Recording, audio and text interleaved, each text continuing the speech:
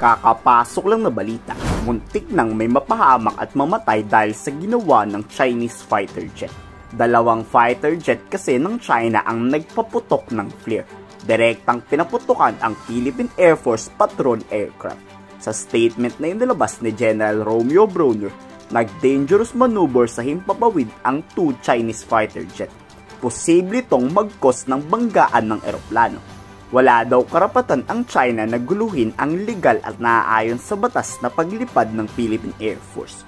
Wala pang opisyal na bidyong inilalabas ang AFP. Pero sa di nakakaalam ng FLIR, ganto ang ginawa ng China. Pinaputok yan sa harap at dinadaanan na mismo ng patrol aircraft ng PAP. Wala namang nasaktan sa insidente. Pero kinundina ni General Brawner ang delikadong ginawa ng China. Nagbabala na kasi noon si Defense Secretary Guibo Teodoro. Nag-usap na ang Pilipinas sa China, diba? Pero ano yan? Sabi ni Guibo, sinungaling niyang China. Anong nangyari ngayon? Kamuntikan pang may sumabog na eroplano ng Philippine Air Force. Nagbabala na rin noon si Professor Batumbakan. Walang kakwenta-kwenta kausap yung mga Chinese. Alam naman natin na pagdating sa credibility, medyo mababa talaga yung credibility ng China pagdating sa mga statement na yan, no? Paulit-ulit na nangyari na nagsasabi sila ng hindi totoo kaya ibaluktot, no?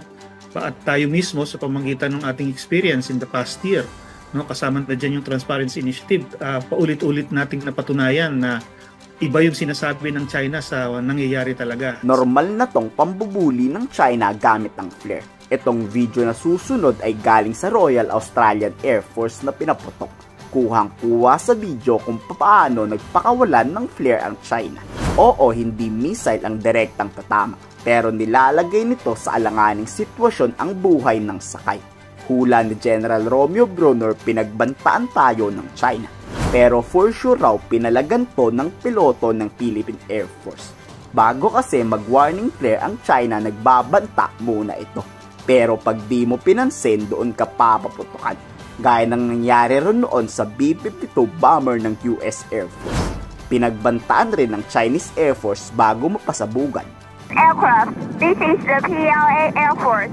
You are approaching Chinese airspace. Keep a safe distance or you'll be intercepted. US aircraft, this is Chinese Navy watcher. You are approaching me. Keep safe distance away from me. Over. I'm a United States military aircraft and I will remain a safe distance from your unit. Takot na takot ang boss ng China. Parang bahalang-bahala sila na may nagmamanmanan. Wala pang buong detalye tungkol dito. Pero sa tingin ko talaga, pumalag ang Philippine Air Force kaya pinaputukan. Ganyan kalalakas ang loob ng FAF. Ano sa tingin nyo? I-komento sa baba ang inyong saloobin.